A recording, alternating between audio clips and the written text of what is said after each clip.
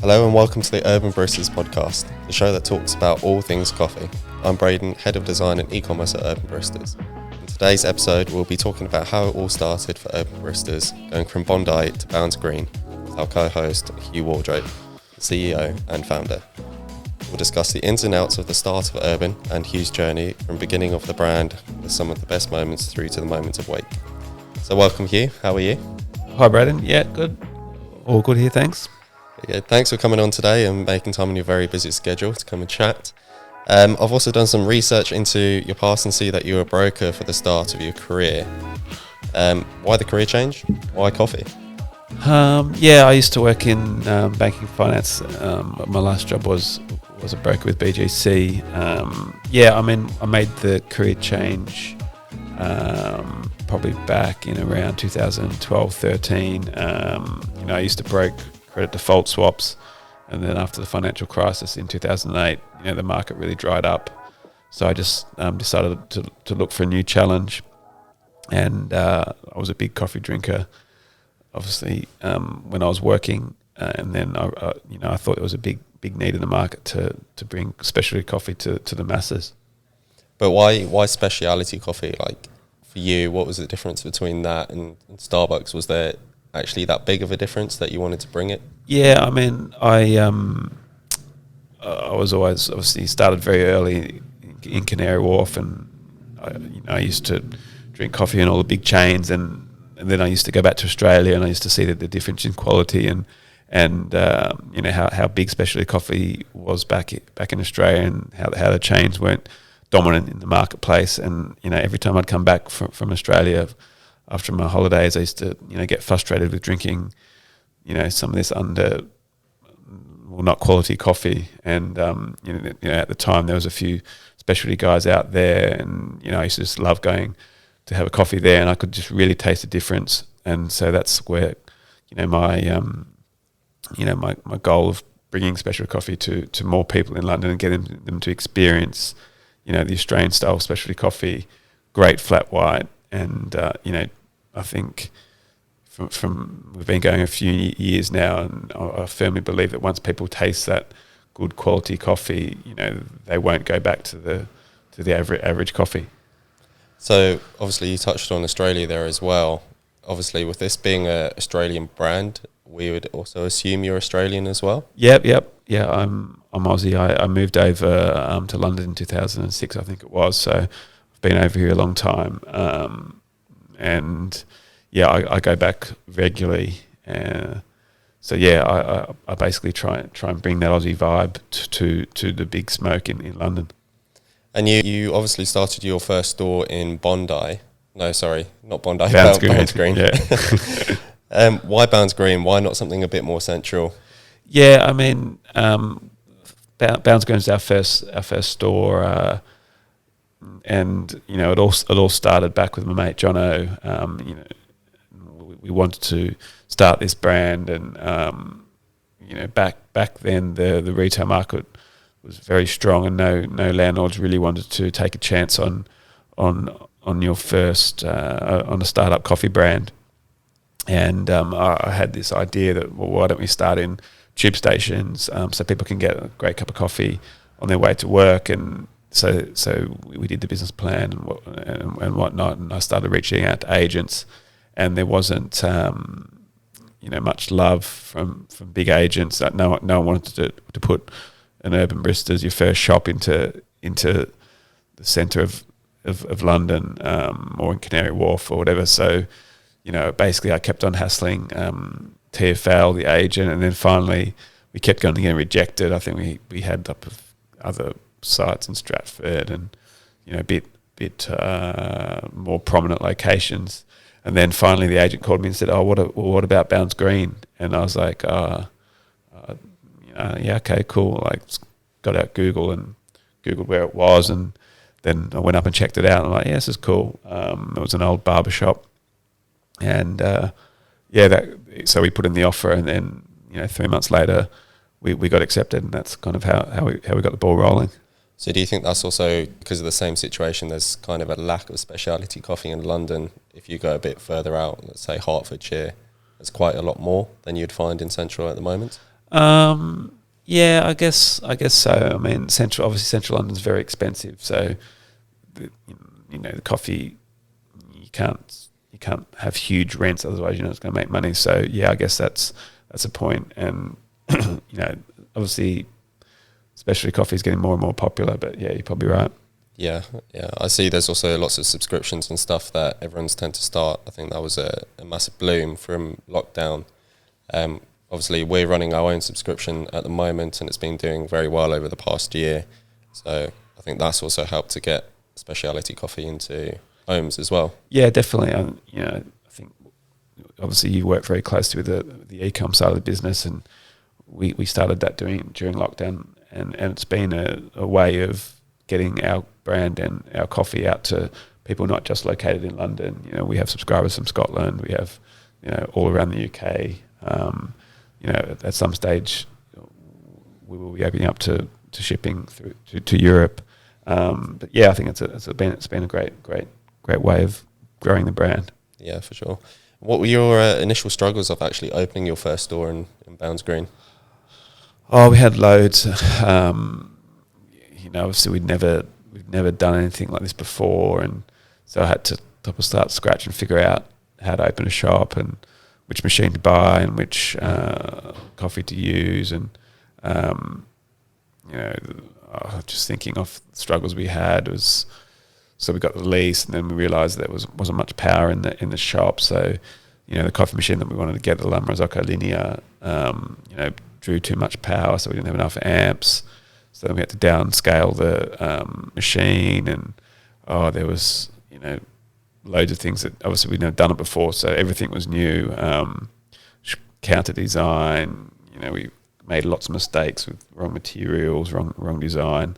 But yeah, I mean, to start with, it was really just the big struggles with time. Like, you're dealing with a big landlord like TfL, things don't move very, very quickly. So we're kind of from an industry where things move very quickly and things get done. And then we went to dealing with a big slow beast of an organisation that, everything had to get signed off, everything had to be approved, and it was just a long process. It probably took us 6 months, 7 months from when we signed the heads of terms to actually getting the keys. So yeah, along the struggles of actually finding a unit, then once you got one, we had to try and figure out how to open one. Yeah. What was your best experience within that first shop of yours? Yeah, I mean, I think the highlight was when we opened.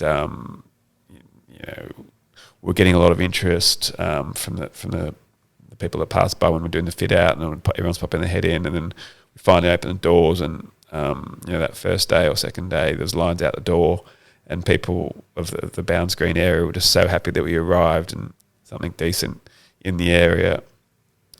People were saying to me, "Oh, well, we're so happy you're here. We can get great Aussie flatty, and I think you having here will increase our house prices because it's cool and hipster." So I think that was the highlight, and just seeing that first day of people, we just turned the lights on, people came, which was probably the one memory that stuck in my mind from all those years ago. And obviously now it's been 5, nearly 6 years coming up to the point in which you started Urban Baristas. When was the key point for you when you kind of experienced the feeling of, yeah, this is actually going to work, we're going to keep growing this brand and expand? Yeah, I think, we opened up Bounds Green, and I saw that it was a success, and people liked it. And so then I was living in Wapping. I still live in Wapping. And then the unit came up, and I thought, well, let's give it a crack. A bigger shop, obviously, it wasn't just takeaway. So we went through the process of opening up there. It was a little bit more efficient because it was a private landlord. And everyone basically in the Wapping community was like, "Oh, not another cafe. It's not going to work. It's not going to work." Blah blah blah blah. And then, we did an awesome design, and big high shop fronts and really light shop. And then when we opened the doors there, and then I saw the same response. People that first day, people flocked there, and people, just seeing people probably experience specialty coffee and grabbing a great Aussie flatty that they hadn't done them before, and you can seeing there talking to the customers and saying, "Wow," they're like, "Oh, this is really good coffee," and then I thought to myself, we've got something there that's scalable, and it wasn't easy. We had a great first day, and then sales dropped off, and it took a while to build that up and get your local loyal customer base. So once we started getting that, then I thought to myself, yeah, we've got something here. Within Wapping, how did you go around kind of getting the customers there in the first place? Like saying, we're opening this new cafe. Was there any kind of flyers you put through? Or? Yeah, I mean, we had signage up on the shop front, and I don't think we even had a website back then. It was just like a little landing page. But yeah, it was basically just through word of mouth. Wapping's a pretty small community, and so everyone's kind of interested. I think there's a few WhatsApp groups and stuff like that people were talking about. But yeah, we didn't really do too much. It was just turn the lights on, and people type of are curious, I guess. Yeah. What's your kind of take? Obviously, within a cafe, there's this whole stigma around nowadays in which a brand needs to be, let's say, Instagrammable in quotes, which kind of drives a younger audience and stuff. Is that something you feel like you've achieved within Urban Baristas over all the stores that you've opened? Yeah, I guess we, when we started out, I wouldn't say we were very Instagrammable because it's in a station. But I think over the last 2 years, I guess we've worked a lot on our brand presence, and we've got you obviously joined, got Ben from Ben Prescott Design who helped out with the branding, and the coffee, once they have sit-in coffee, I think, customers love and Instagram love latte art, that makes the customer feel a little bit special when they see a nice rosetta or a swan in their cup. So yeah, I think it is important, but at the same time, it's not the be-all and end-all of if the cafe is going to be a success. I think the interiors and creating a space that people want to come and chill out is very, very important. The feel of the shop, yeah, it's definitely important. And over the past 5 years, obviously you've become your own boss. You started off brokering. Is there a key moment that you would take away over the whole 5 years that really stands out to you? I don't know if there's a key moment. I think since leaving your 9 to 5 job or whatever 7 to 5 job I used to have, I think the one thing that stands out is like it takes a while to get things going, and then it's that you sometimes think that you're just going to start something and it's going to be an easy journey, which is clearly not the case. Things pop up all the time, and there's issues, there's different things, but opening those first shops, seeing the customers, having a great cup of coffee, I think that's a highlight. Like we opened a store last week in South Cairn, and you're so nervous before the shop opens, and then you see the day that you open, and people are coming in there and saying hello, and you've created a new community, a hub for the community, which is especially since COVID, people are much more local, I think, and that's what we're focusing on. Is we really want to create that community with that little sub community within your community, and people are working from home more now. So it's like a little piece of heaven for people to get out of their homes, come down, have a coffee, maybe work from the cafe a little bit. Yeah, I think we're definitely starting to achieve that within Urban. I see it lots here at Middlesex Street site as well. Lots of meetings with all the businesses around. What would you go on to say your favourite store is that you've opened? Because obviously there's quite a multitude of them now.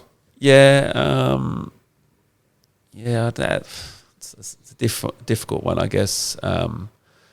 Probably I think I'm probably a little bit biased because I live in Wapping, so I love the Wapping store because I see it so regularly. But we've opened the Wormwood Streets site in the city. It's a beautiful shop, and only last Monday we opened South Ken, which is our biggest shop of, I think it's 1,800 square feet with a big kitchen down below. So each shop has their own unique uniqueness, if you like. But yeah, I've got to say, Wapping's close to my heart. The same with Bounce Green, because obviously that's the first one. So it's all of them. All of them. I think our branding is really on point now, and I was looking at photos from how we started in Bounce Green to how we're going now, and it's just like chalk and cheese with our branding and our design and that look and feel. And who kind of actually came up with the name Urban Baristas? Was it? Yeah, that was Jono. No, that was Jono. I think we're having a few beers down in some music festival down in Sussex, and we decided we're going to do it, and throwing about names, and he's the actual one that came up with it. And it's come a long way. So urban, the word, is that just kind of orientating from your Australian culture and background? Yeah, I guess so. Urban. Obviously London's a big urban city, and just bringing that coffee to the masses is what we're trying to achieve. And I always just remember, like, London is so big, and there's so many neighbourhoods, there's so many areas that you can bring coffee to, and that's what excited me and why I think it's scalable. And not only London, we'll be looking outside London, Liverpool, Manchester, some of these regional areas, which I think is still primed to bring it that urban experience to, which I think we'll be doing in the next couple of years. So you touch on the expansion there. Where would you see the company, say, 5 years' time from now? Yeah, it's a good question.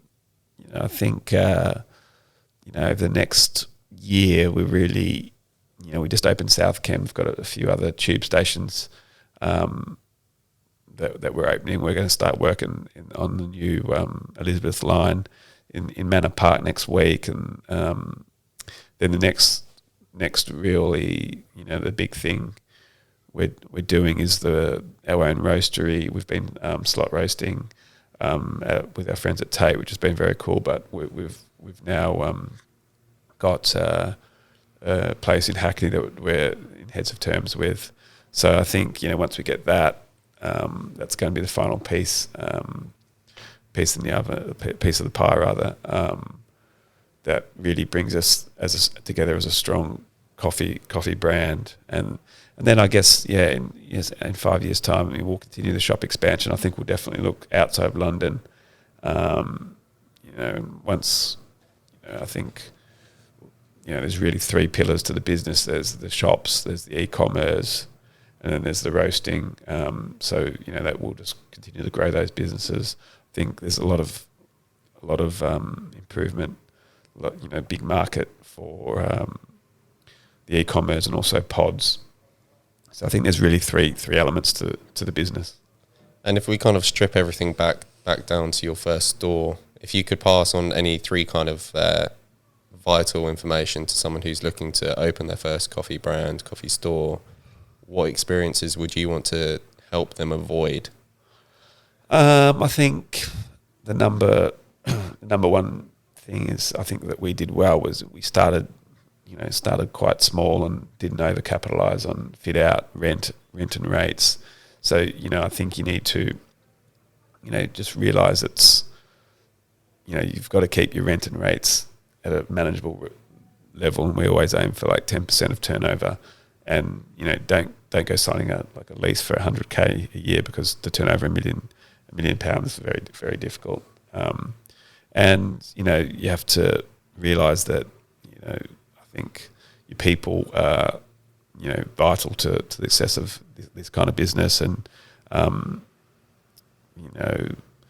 don't think here in the UK people, the hospitality workers, they don't get enough credit. But yeah, I think you need those people. You need to treat them well, and without them, you have no business.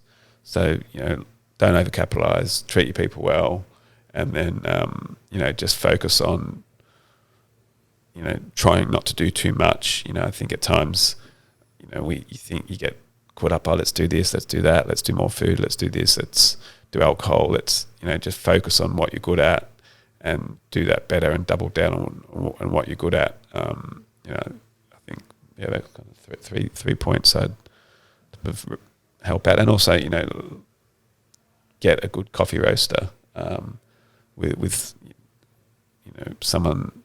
You're starting out, obviously you're probably pretty new unless you've worked in cafes before. Having that right relationship with your coffee roaster is super vital. And we used to use Union Coffee, and Ollie from Union, he's not there anymore, he's been back to New Zealand, but he really held my hand and helped, which I'll be forever grateful for. And when we start doing wholesale, that's something that I'll really be drumming down on, my team to really be in there and help your customer. How did you actually go around getting Union for your first shop? Yeah, well, I type of, went around the various bigger brokers that I knew at the time, and there was All Press and Union and Small Batch and a few others, and I just went around and cupped coffee and did some tastings with them and just developed a relationship. And it really just came down to that. Well, the coffee that we used was really good and went well with milk, and I thought, right, that's going to be great for our flatties. And really, then we got that, and then Ollie from Union was just really on it, you know what I mean? And just I thought, right, that's who I want to work with. I want to have a supplier that's driven and wants to help. You know what I mean? I think that's kind of how I use them. From looking back on everything now, is there anything in particular that you would change, knowing the knowledge that you know, or do you kind of follow the same route? No, I think I've made loads of mistakes. I think, I probably wouldn't change anything because it just, I enjoy the process we've had the last 5 years. So we've made mistakes, but you live and learn from those. And I think some people might go to do an MBA. I think for me, I'm more about learning on the go. And I've had different consultants and whatnot to help out over the time. But just for me, I probably wouldn't change anything. Obviously we had to probably. One thing I would change if we could was maybe not have COVID because that threw a bit of spanner in the works. But no, I mean, there's nothing out there that I'd change. I suppose even with the spanner in the works of COVID, you kind of sprouted your e-commerce side of things from there. So although you had kind of a downside from obviously closing your shops and everything, something new sprouted. So it's a learning curve. Yeah, definitely. I think that pushed us. Because we had a bit of time on our hands, so we got stuck into the roasting side of the business, which is, I think, been super cool. And as you said, we started the e-com, which it's a very competitive industry as well, as you know. But I think we've got the grassroots there of a nice little business, and as you know, we're developing the new app and a few different approaches, which. Hopefully in the next couple of years we'll grow that side of the business even more. But it was challenging, but it was also, at the same time, good to step back and analyse what actually was working, what wasn't working, which shops, what we can do, how we can improve. Well, it sounds great. Obviously, I think next week we're going to get your partner Jono on board as well to chat a bit more in depth about his side of opening up Urban Baristas. Obviously, he's moved back to Australia now as well. So it'd be good to get his insights, how he sees the running of the business day to day. And then, So definitely. Thanks for coming on, Huw. No worries. Good to chat. Good to hear about everything urban. Yeah, thanks for sorting out this first podcast. It's the very first one, so I was a little bit nervous, but let's see how it looks. Smash it out of the park. All right, then, mate. Cheers, Huw. All right, bye.